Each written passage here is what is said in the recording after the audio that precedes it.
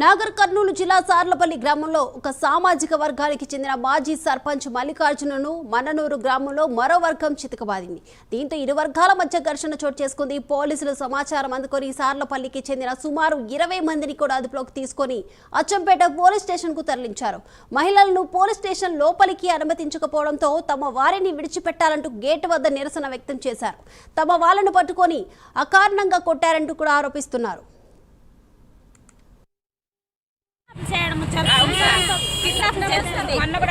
మా చెంచల గురించి ఏదన్నా మంచి విషయాలు చెప్పటోళ్ళనే పెద్దోళ్ళనే మాకు తెలివి లేదని తెలుగు ఏమైనా తెలుగు మాటలు చెప్తే వాళ్ళనే కిడ్నాప్ చేసి దాచిపెట్టి ఆ మీటింగ్ మొత్తం అయిపోయినప్పుడు తెచ్చి ఇంటికాడ దింపి వెళ్ళిపోతుండ్రు సార్. ఎవరు ఎమ్మెల్యే సార్, ఎమ్మెల్యేనే సార్, మళ్ళీ ఎమ్మెల్యేనే ఎవరు సార్, ఆయన బలం లేకుండానే ఎందుకు చేస్తారు సార్?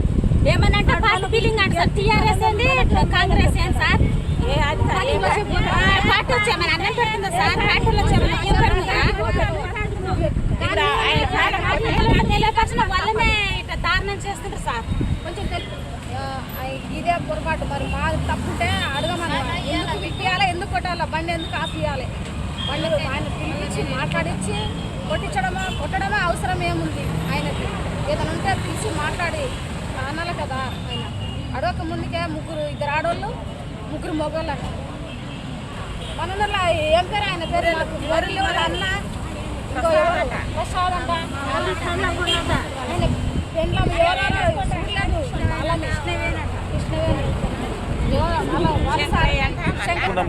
ఏమో సార్ ఎందుకు కొట్టిండో ఆయన కూడా తెలియదు.